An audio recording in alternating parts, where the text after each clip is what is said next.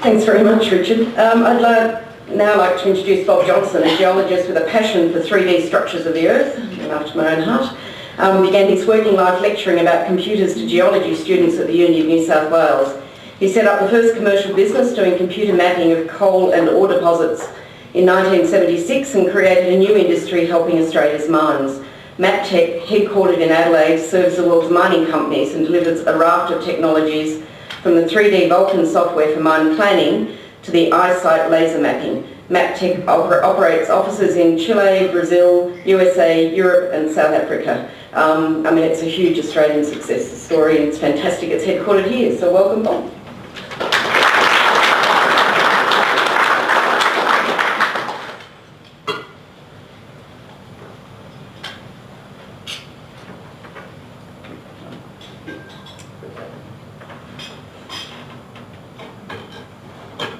The resource industry at the moment is in a sort of a fairly parlous state with gloom and doom. Probably in Australia the gloom and doom is the maximum. It's not quite so gloomy in other parts of the world because we took such strong expectations of what was going to happen.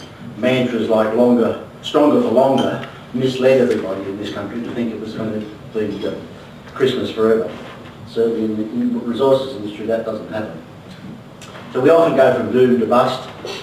We escaped the GFC and we thought we were very lucky because of the China boom, but eventually it caught up with us. But through that period, we didn't grasp the nettle, we didn't take on projects, got caught up in permitting delays, government delays, and you missed the capital cycle. And that's always a reality, and we have to have all things synchronised actually to capture capital. And capital moves to where it's most welcome. So government settings actually have quite an impact. And we've got a lot of advantages in this country. For example, in South Australia we've got probably the world's best computer infrastructure for information. The work that the Mines Department's done over the last, 20 years now, is actually world class. It's actually set South Australia apart from anywhere else in the world. If you go to another country in the world, you walk in with an expectation of seeing things like seeing South Australia, like Surrey. Generally there's nothing, and you start from scratch. But we've got a great culture in this state, and it's served us well and will serve us well into the future, and it's really good to see the government continue to invest in building that data infrastructure with this new magnetics program. But the innovation's kept Australians on their toes in the mining industry, and we're all very strong at being early adopters. So, two ideas that are very critical. Froth flotation was an innovation that was developed in Broken Hill. After they've been mining Broken Hill for about 20 years, they have got mountains of tailings full of zinc. Someone figured out how to get the zinc out by froth flotation, and that company became Rio Tinto. Another great area is mining software. Australian companies are the leaders in mining software. We've got all of my competitors over the years have all basically emanated out of Australia. Most of them have now been operating overseas and sold to others overseas, but it's a rich industry. It creates all sorts of leverage. It delivers the Australian mining industry itself an enormous advantage because Australian mines are the most efficient in the world, thanks in part to the adoption of technology. So how does this process happen, this innovation process happen? As a mine develops, you start out with a set of processes, and in time you realise, well, we can change these processes. And if people like service providers maintain the dialogue with the mines, you'll become part of that conversation, see the issues, see the problems, and by solving these problems you can begin to develop new ideas. And with that collaboration, if you have that collaboration in place, you develop a very strong relationship with your customers, and you're the person they say, well, could you help us with this problem? Could you help us with that problem? And that's how your innovation takes place. So the innovator often has to supply the funds. The mining company might supply the idea and the problem, but often you have to self-fund these things. Very rarely will you get the mining companies to fund these issues, but once you get to a certain point, it's not too hard to fund those, especially if you know immediately there's a market. So you have to use lateral thinking ideas, come up with these things and think outside the box. Always think outside the box. Things are never what they seem, especially in geology and in mining. There's often, you expect one thing and something else happens. It might be a tailings dam that fails that no one ever thought would fail, for example. There are ways to attack these problems. And so things like that create opportunities. So often too, people say, oh, the big companies are doing that. Well, that's the inverse is true. The larger the company, the less innovative they usually are. So there's lots of little gaps and niches for small players to fill development opportunities that the large players just ignore. Basically, they don't have the funding, they're generally not managed by innovative engineers and people like that. They're just often managed by accountants who say, well, where's the profit in that? And so there's no profit in it for 5 years or 10 years. So that's the opportunity for little people.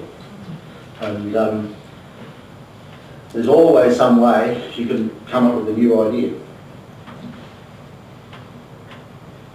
A little bit of my personal history. I started out as an undergraduate geologist and developed an interest in computers while I was an undergraduate. The end of that cycle, couldn't get a job because the mining cycle had stopped. This was back in the 60s.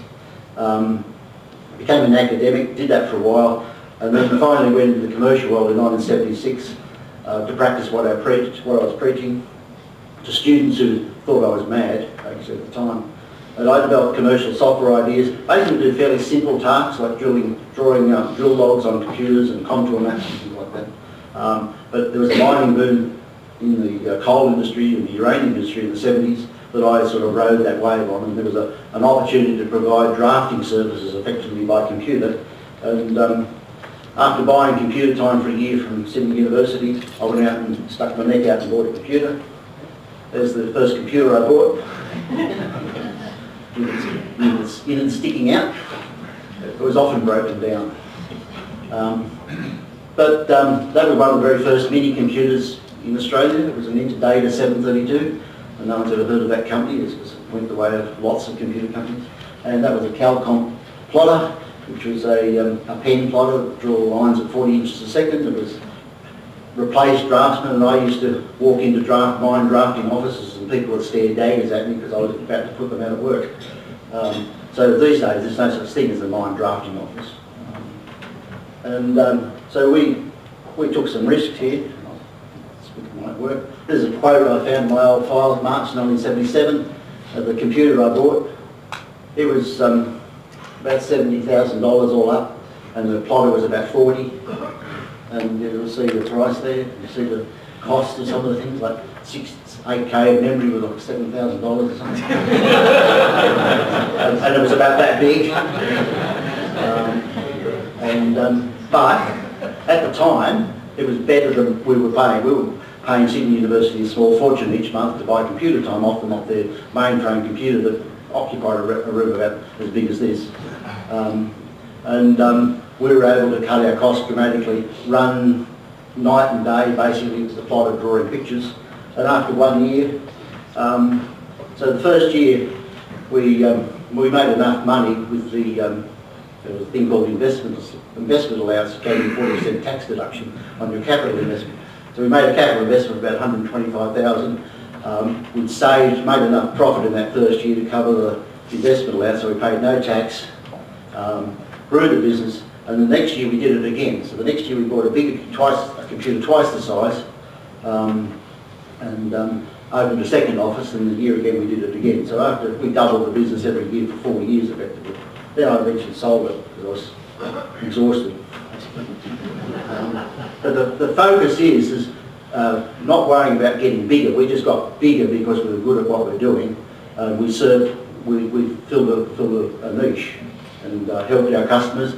They had this enormous problem. They were proving up coal deposits. They had to assess the data, present the data to potential customers for the coal, and that was our role. We were producing the hard copy. Now, mining is fundamentally the same the world over, whether you're mining in Brazil, whether you're mining in China, whether you're mining in Australia. All that you see is the intensity of labour changes and the effect of technology. So what works here will work elsewhere.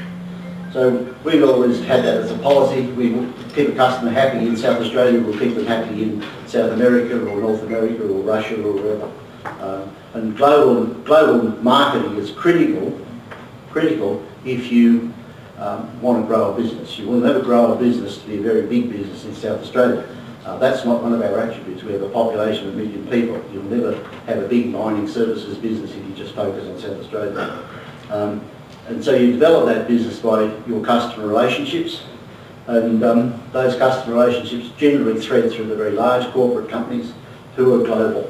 So once you tap into that and you build your reputation, that marketing process becomes quite straightforward. And you always remember, the customer is always right. So we set up Maptek in 1981. I had a rest for a few years after doing the other company to focus on actually selling software, because in the 70s no one thought about selling software because computers were so expensive. But we could see a pattern developing that we couldn't do everyone's work for them, so we said, well, eventually you've got to sell software. Now to sell software for commercial grade software, it has to be a lot more rigorous. Every time a customer used to walk in our first company, we'd hack the software and change it for that customer and change it for the next customer. That's not commercial. We developed the Vulcan system, and it was the first 3D mining system in the world.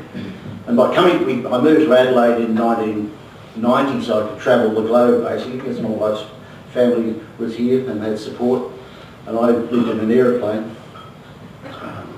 But one of the great advantages in South Australia, we have quite a diversity, and we have an organisation called Defence Science and Technology, and we did quite a bit of work collaboratively with them, and we stumbled across the laser scanning opportunities that they were working on. We had an alliance with them, and out of that we built a laser scanning business. Got a start grant for about $2.4 million in 2002, matched that with funds and built a business. Now, it took 10 years from where to go to make $1 out of that business. We started at first in 97,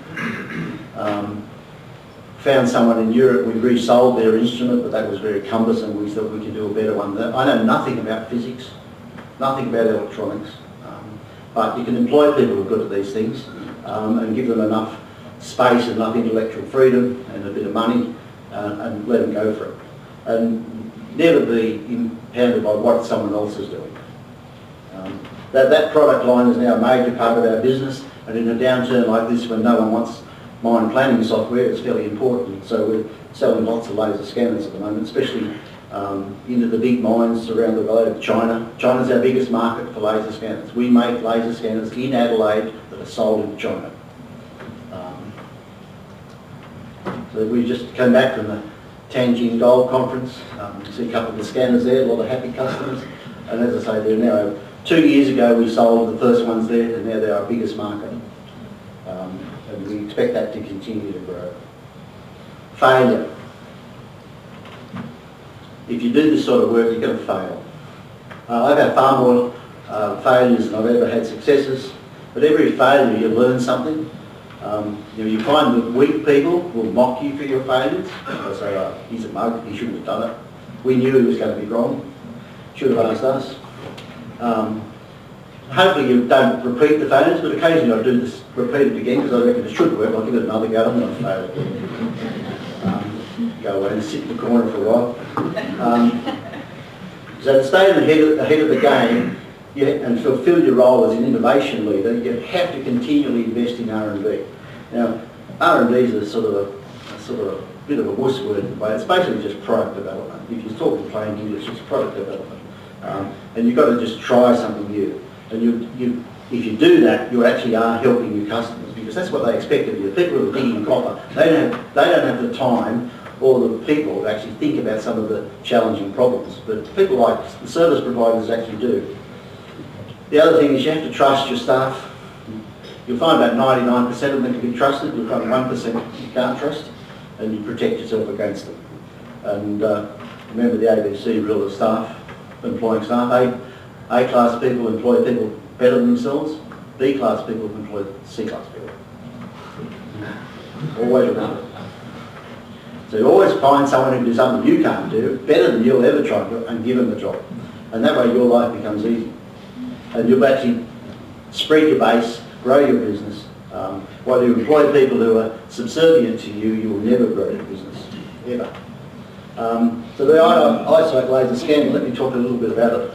We've developed a product for Highwall monitoring out of the laser scanner, instead of just doing volumes and survey work for monitoring. And we have developed a collaborative project with Hillgrove Resources at Kanmantoo for developing this. This is generally done by using large radar systems, which are quite cumbersome, and it's very expensive, and got all sorts of limitations. We developed this with Sentry. The Sentry system with Hillgrove has been very successful. We've now installed many more systems. We installed one at the Porsche gold mine to monitor the walls there, which are moving because they're soft clay and they move all the time, and then allows the operator to manage that process. And another product we developed in collaboration with our Queensland coal users was the eyesight drive system, which lets you have a mobile mapping platform, and a job that, well, with the laser scanner, surveying a mine originally a few years ago might have taken 3 days. With the laser scanner you can get it down to 3 hours. With the mobile mapping system you can do it in 15 minutes. So it's just a slide of Sentry, that's actually a walk Kanmantoo, and you can isolate areas of movement and track the movement of slabs of rock, measure the volumes, do real-time geotechnical analysis, and drive, let you scan, put the scanner on top of the truck and just drive around. So the message of this is have a go. You've got nothing to lose apart from a bit of money and sleep. But to do this, you need to have a dialogue with your customers. You need to visit mine sites. And it's interesting, in the mining industry, especially in Australia, there's head offices and there's mine sites. You go to the mine sites because they're the people with the problems. In this day and age, they're the people with the money. They're the last people to get sacked. The head offices get cleaned out. But the mine sites, they're the ones that make the money. They're the ones that still need to buy the truck tyres and the lubricants and the fuel. So they're the guys with the dough. And you work with your customers to get over the hurdles and move things forward. You don't want to talk about it for too long. You just want to get on and try things and keep things as simple as possible. The more complex it is, the higher your chance of failure. Do things by simple little steps. So we've always had as a motto, our customers' success is our reward, and basically you work to preserve your reputation, look after your customers. That automatically will create the environment that looks after you, and you be honest, and you take measured risks. Just continually take measured risks.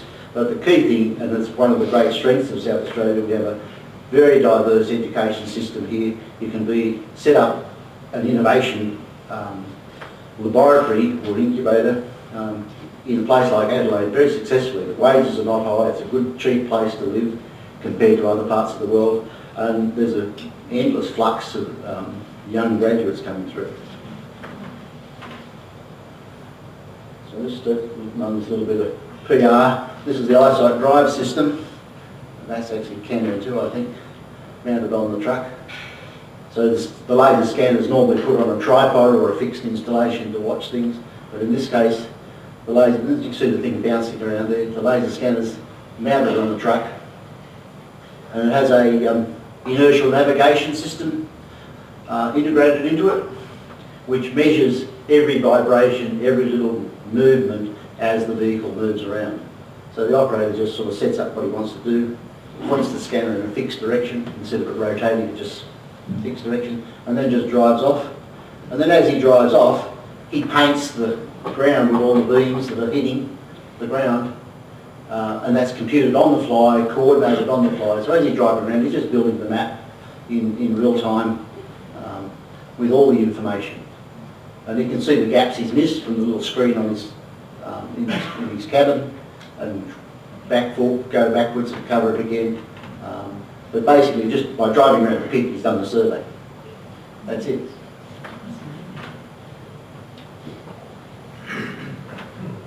So remember, there are no hard times for good ideas, and that's always true. Thank you.